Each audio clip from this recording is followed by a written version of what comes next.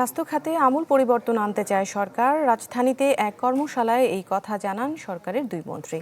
আর প্রধানমন্ত্রীর সহধর্মিণী ডক্টর জুবাইদা রহমান বলেন, স্বাস্থ্য খাতের বর্তমান এবং সম্ভাব্য চ্যালেঞ্জ মোকাবেলায় তরুণ প্রজন্মকে যুক্ত করবে সরকার। ক্ষমতায় এসে অবহেলিত স্বাস্থ্য খাতে নজর দেয় বিএনপি সরকার। নিজেদের প্রথম বাজেটে রেকর্ড বরাদ্দ দিয়ে এই খাতের শোচনীয় অবস্থা উত্তরণে বদ্ধপরিকর। এরই ধারাবাহিকতায় গুলশানে বাংলাদেশের স্বাস্থ্য উদ্যোক্তা বিষয়ক কর্মশালা। অংশ নেন জিয়াউর রহমান ফাউন্ডেশনের vice president doctor Zubaida Rahman ও সরকারের দুই মন্ত্রীসহ বিশেষজ্ঞরা। স্বাস্থ্যমন্ত্রী বলেন, জনসংখ্যার বাড়তি চাপে দেশের স্বাস্থ্যসেবায় ঘাটতি রয়েছে, তবে পরিস্থিতি বদলাতে মনোযোগ বাড়িয়েছে সরকার।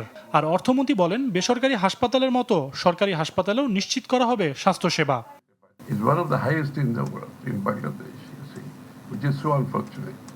Having so many healthcare systems privately and government, but how do we really put it together for the future building of a health system which will benefit everybody? We are going to implement. We have already started from the very 1st of July of 2026.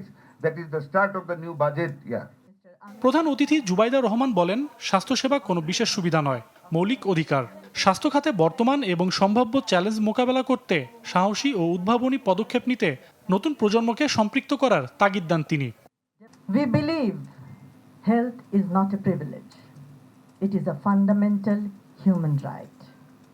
Bangladesh's health sector has been facing years of neglect, lack of accountability.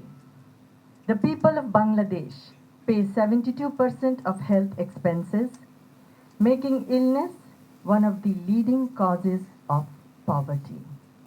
দেশের মানুষকে স্বাস্থ্য ব্যয়ের ৭২% নিজেদের pocket থেকে দিতে হয় উল্লেখ করে তার নিরসনে সরকার পদক্ষেপ নিবে বলেও জানান তিনি। সজল সাইক, চ্যানেল 24, ঢাকা। নগদ নিয়ে এলো হার না মানা হার অফার। সর্বনিম্ন ১০,০০০ টাকা রেমিটেন্স নগদে পাঠালে থাকছে স্বর্ণের হার জেতার সুযোগ।